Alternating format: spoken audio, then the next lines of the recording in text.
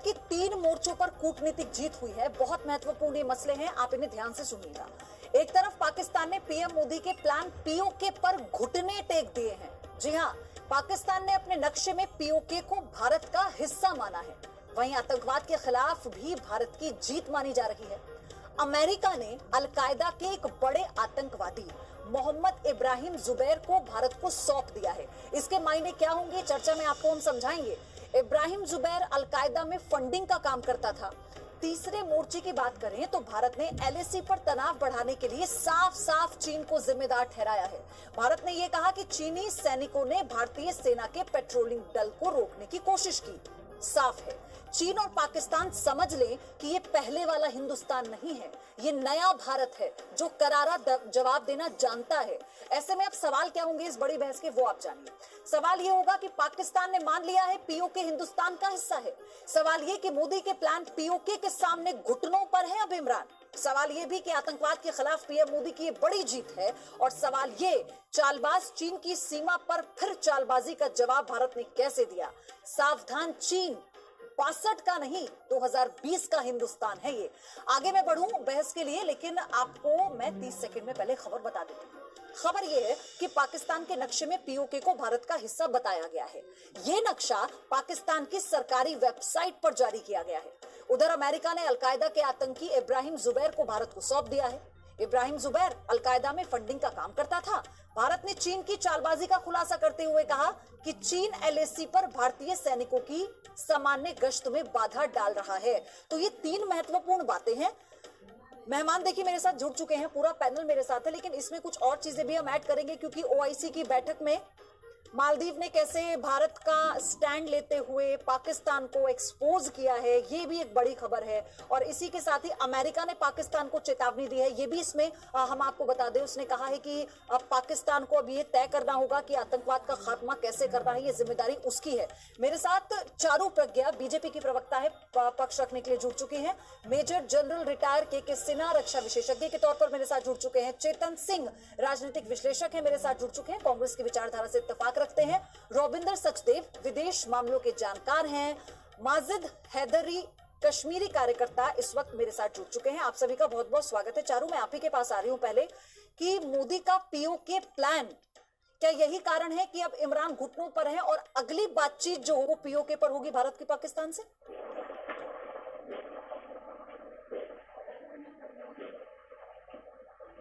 पयोधी, मोदी सरकार वो सरकार है जो कहती है वो करके दिखाती है।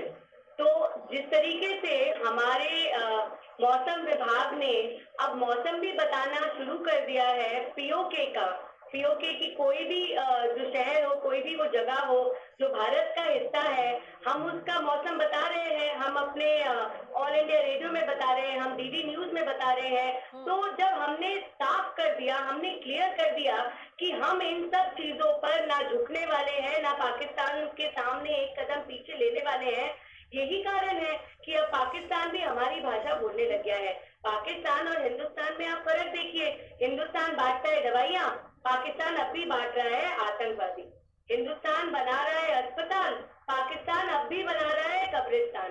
तो जो ये अप्रोच का भी फर्क है और जिस तरीके से क्राइसिस में एक देश का डील करने का तरीका है, ये पूरे विश्व को दिखा चुका है कि हिंदुस्तान कैसे एक कूटनीति में भी लीडर है, उसके बाद इमरजेंसी के समय में भी लीडर है, अपना नहीं अपने साथ साथ पड़ोसी देशों का भी साथ देता है। और यही वजह है कि अब पाकिस्तान की तरफ से अगर चू भी आती है, पाकिस्तान को पता है इंडिया उसको चुपचाप सुनने वाली नहीं है। ठीक है, माजिद हैदरी, क्या अब मान लिया है पाकिस्तान ने कि पीओके भारत का हिस्सा है?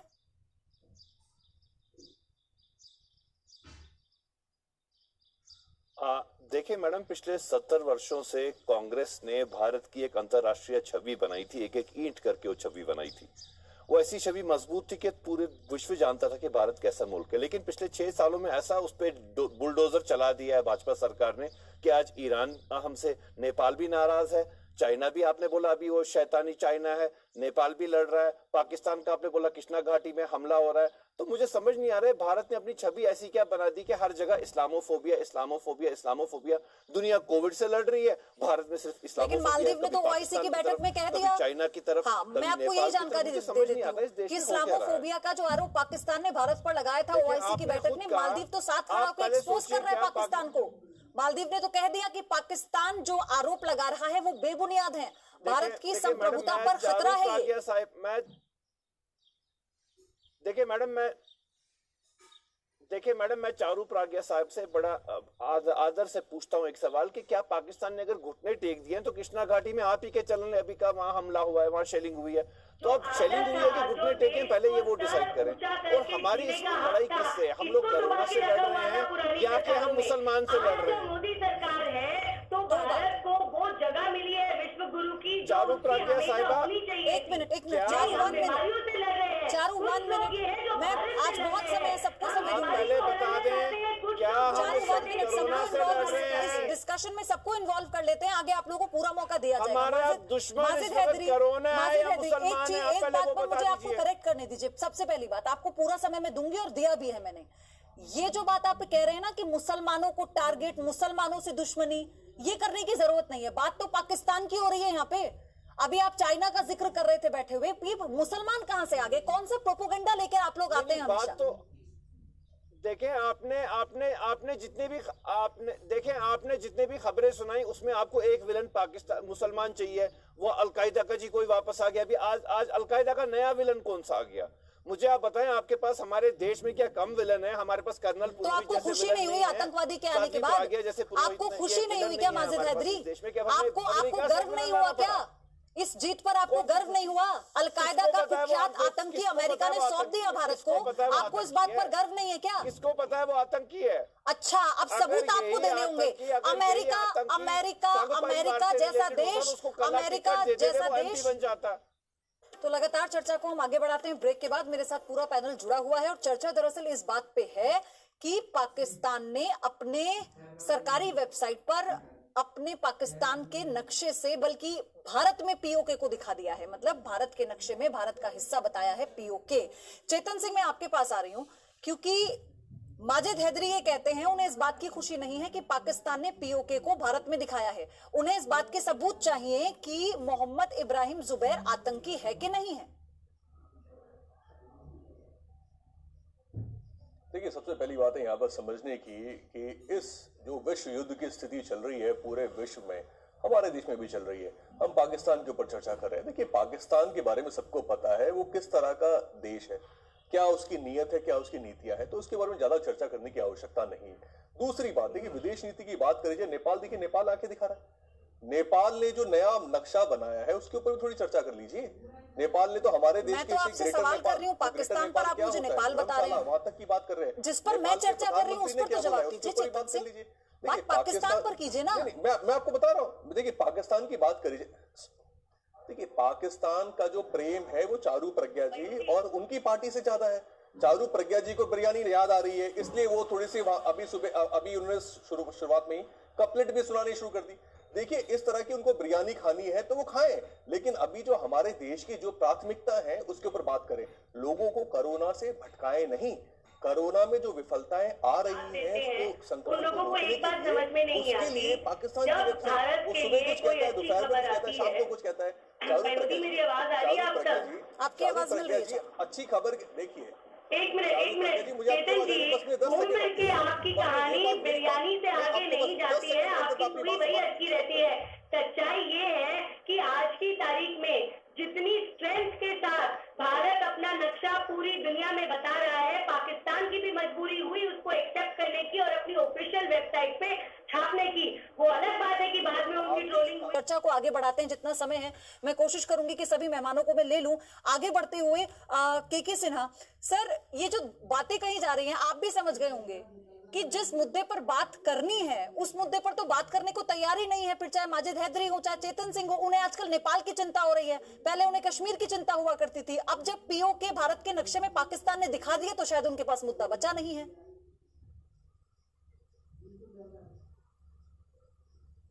देखिए पीओदी जी, जब आपने इसका शुरुआत किया इस न्यूज़ बुलेटिन का, उसके पहले आपने इस डिबेट का जो शुरुआत किया उसमें आपने बड़ी अच्छी बात बताई कि 3 जीत है, भारत की 3 बड़ी जीत है, कूटनीतिक जीत हुई है, उसके ऊपर डिस्कशन है। तो आपको चेतन जी हो चाहे नादर हैदरी जी हो, वो ले आते हैं बार बार कि किस तरह भारत के ऊपर में तौहीन लगाना चाहते हैं, भारत को नीचा दिखाना चाहते हैं।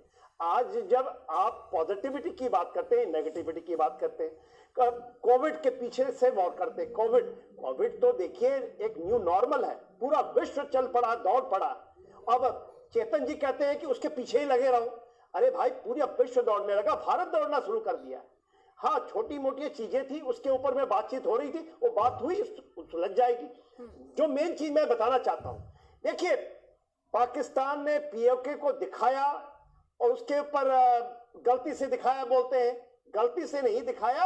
ये तो हमारी क्लेम आज नहीं, बहुत पहले की थी। ये चेतन जी जानेंगे, ये लोग कहते हैं कि कैसे पीओके उनके पास चला गया, कैसे गिलगित बल्तिस्तान चला गया, कैसे पाकिस्तान ने उनको सीड कर दिया, चाइना को अक्साई चीन चला गया 62 में। और ये माजिद हैदरी कहते हैं कि 70 साल में कांग्रेस ने बड़ा अच्छा काम किया। अरे 62 में वो कांग्रेस का जमाना ही था, उस समय हम लोगों ने ये एक्साइज चीन खोया है।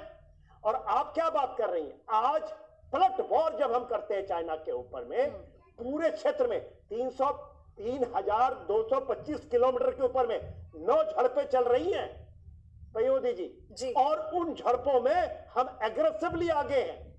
ये पहली बार हुआ है, ये पहली बार हो रहा है, ये नए भारत का स्वरूप है, डोकलाम के बाद का स्वरूप है। चाइना घबराया हुआ है, और चाइना घबराने की बात जब करता है तो आप इसकी चीज देखेंगे पीओके के अंदर जो दाई मारा बासा लेक है, कभी आपने सुना होगा, या चेतन जी को तो पता ही नहीं होगा कहाँ है, या माधुरी हैदरी जानते ही नहीं होंगे। ये इंडस रिवर के ऊपर में लेक है, चाइना ने अभी शुरू किया है सीपैक के साथ साथ इसको भी। भारत ने इतना बड़ा डिमार्च दिया है पीओके की खाली करो।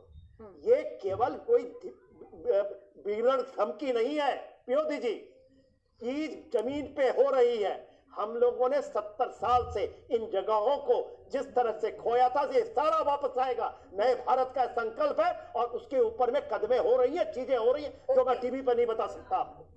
आगे आइए, तो आप कह रही थी ना अलकायदा की बात, अलकायदा इतनी बड़ी बात हुई है, ये बात हुई है सर, वो सबूत मांग रहे हैं ना, वो ये कह रहे हैं अमेरिका ने अलकायदा के इब्राहिम जुबैर को अगर भारत को सौंपा है तो इस बात का क्या सबूत है कि वो आतंकी है? अब इससे बड़ी हैरानी की बात क्या होगी? आप मुझे बताइए ना कि मैं इस पर क्या आपसे बोलूं और आप क्या आप इन्हें जवाब देंगे?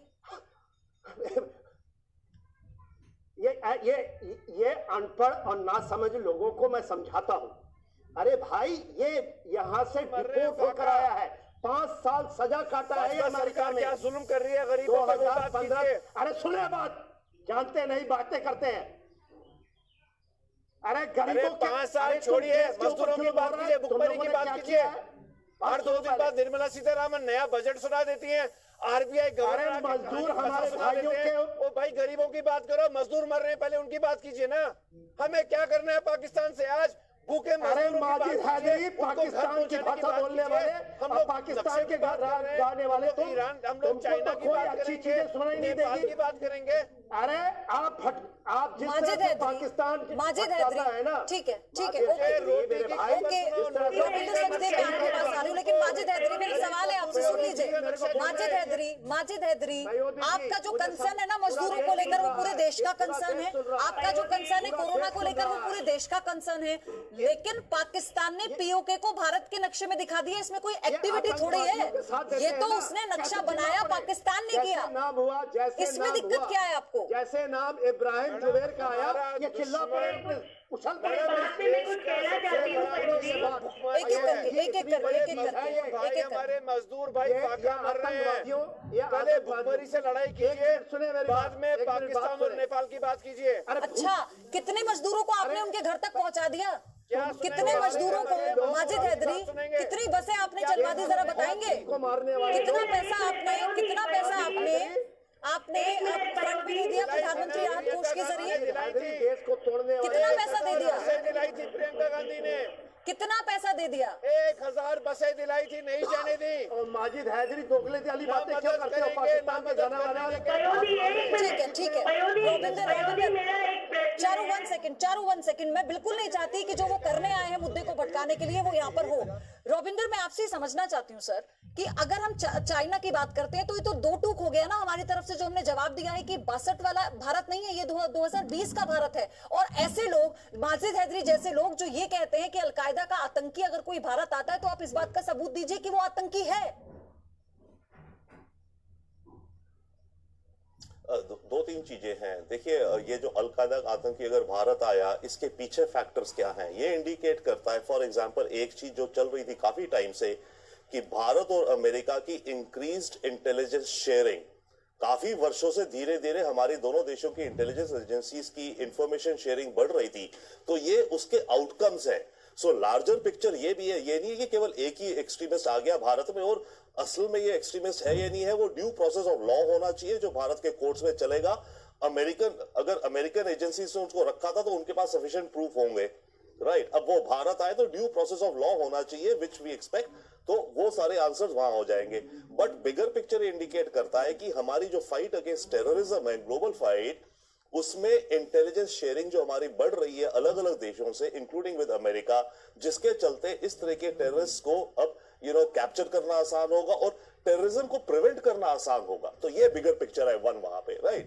दूसरी बात, जहां तक बात रही चाइना और भारत के रिश्तों की, नो डाउट एब्सोल्युटली भारत आज की तारीख में जहां है कंपेयर टू 1962 और 1960, हम एक अलग नया वक्त बदलता है, इकोनॉमी बदलती है, इंटेलिजेंस बदलती है, हमारी कैपेबिलिटीज बदलती है, तो आज का भारत बहुत ही एक अलग रूप में है।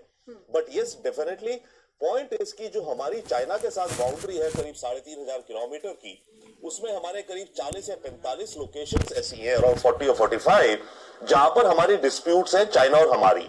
अब इसमें बाय द वे पता है, ये अनफॉर्चुनेट बात है, इसमें ना चाइना का भी कसूर है से ना हमारा है, ये हिस्ट्री की बात है, क्योंकि ये हजारों साल से इतने ऊंचे ऊंचे पहाड़ है, इतने डीप वैलीज है, नदियां हैं, किसी ने कभी वहां पर बाउंड्री का हमने सोचा ही नहीं कि और चीज है ना रोबिंदर, किसी ने, सर मैं आपके पास आ रही हूँ सर, आपको मौका दूंगी सर, बस एक क्रॉस क्वेश्चन मुझे करना था क्योंकि हम चीन पर बात कर रहे हैं अभी। रोबिंदर, इसमें एक और चीज है ना, इसमें कोई बिहाइंड ट्रिगर की बात इसको नकार सकते हैं क्या? क्योंकि मैं अभी एक रिपोर्ट पढ़ रही थी, उसमें हम क्या ताइवान के रोल को हमें हाईलाइट करना चाहिए यहाँ पर? क्योंकि जिस तरह से अगर भारत चीन के बीच का जो तनाव है हमने पिछले 5 महीनों में देखा, 2 बार ऐसा हुआ, फिर चाहे वो सिक्किम हो, फिर चाहे वो लद्दाख हो। हमें ताइवान का रोल को डेफिनेटली हाईलाइट करना चाहिए। चाइना के लिए ताइवान एक बहुत ही क्रिटिकल, चाइना तो उसे अपने नेशन का पार्ट मानता है ओरिजिनली, राइट। ताइवान को हमें डेफिनेटली स्पेशली जब अभी WHO को, बाय द वे इस समय ये हुआ है due to corona virus, Taiwan was one of the first countries जिसने वार्न करा था कि ये वायरस निकल रहा है चाइना से, फर्स्ट वीक ऑफ जनवरी में उसने वार्न करा था, जिसके बट WHO ने उसका नोटिस नहीं लिया। और बाकी बातें चलती रही, और ताइवान का response by the way corona को वन ऑफ द स्मार्टेस्ट रहा है। तो इस समय जो अभी कल परसों जो वर्ल्ड हेल्थ ऑर्गेनाइजेशन की मीटिंग्स भी हुई, वहां पर यह बात आई कि ताइवान की वार्निंग को WHO ने सीरियसली क्यों नहीं लिया। ओके, तो WHO के रिफॉर्म को लेकर के चाइना, देखिए चाइना के इस समय 3 या 4 बड़ी बड़ी प्रॉब्लम्स भी चल रही है। अगर चाइना को आप देखिए, एक ताइवान चल रहा है उनका हमेशा, वो तो हमेशा चलता रहा है। हांगकांग में प्रोटेस्ट चल रही हैं, राइट। तो चाइना के जो ये पेन पॉइंट्स है, इनको हमें डेफिनेटली हाईलाइट करना चाहिए वर्ल्ड फोरम में। धीरे धीरे चाइना ने, एक जमाना होता था China was not a member of United Nations, Taiwan होता था। ठीक है सर, अपनी बात पूरी कीजिए। हाँ, देखिए बहुत बड़ी बात जो आप कर रही थी वो हो नहीं पाया, सचदेवा साहब ने भी उसको थोड़ी जगह में लाकर छोड़ दिया।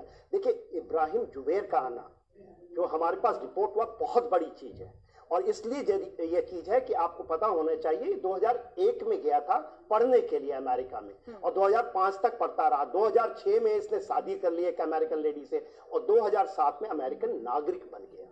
उसके बाद की कहानी शुरू होती है किस तरह से ये, और देखिए ये इतनी बड़ी चीज किया है इसने, तो यमन के अंदर में जो अलकायदा का अल-लाखी था, सबसे बड़ा एक आतंकवादी माना जाता था ओसामा बिन लादेन का, उसका डायरेक्ट फिनांसर था ये वहां पर, और भारत से पैसे इकट्ठे करके जाते था। और इसकी जो आप देखेंगे पूरा का पूरा एक इंडक्टमेंट डॉक्यूमेंट आया इसके साथ में, और आप कह रही थी कि इसको सजा हुई नहीं, ये इसका कोर्ट ऑफ जस्टिस जो लॉ है उसके अनुसार अमेरिका में पूरा ट्रायल हुआ है, और इसकी सजा हुई है 5 साल। 5 साल की सजा काट करके 2020 में पूरा सर फंडिंग का पूरा डेटा निकाल लिया है, फंडिंग का, जैसे अलकायदा के लिए फंडिंग करता था, इसका पूरा डेटा निकाल लिया गया है। माजिद हैदरी, ये सवाल मेरे जहन में है, आतंकियों से इतना लगाव क्यों है, आतंकियों से इतना प्रेम क्यों हो जाता है आप लोगों को? ये पयोधी, मेरी आपसे रिक्वेस्ट है कि आप मुझे मेरी बात कहने दीजिए, मैं काफी समय से इंतजार कर रही हूँ।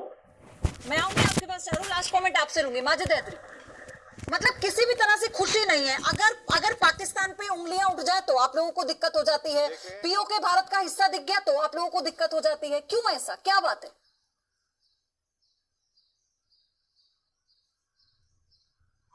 देखिए मैडम, हमने ऑलरेडी एक मंदबुद्धि पर 100 करोड़ रुपए खर्चा है, जो अमेरिकी मंदबुद्धि यहाँ पे आया था मोटेरा स्टेडियम में बयान देने, वो वैसा मंदबुद्धि राष्ट्रपति है जो कहता है डेटॉल का इंजेक्शन करो। आप उसकी बात को सच मान रहे हैं?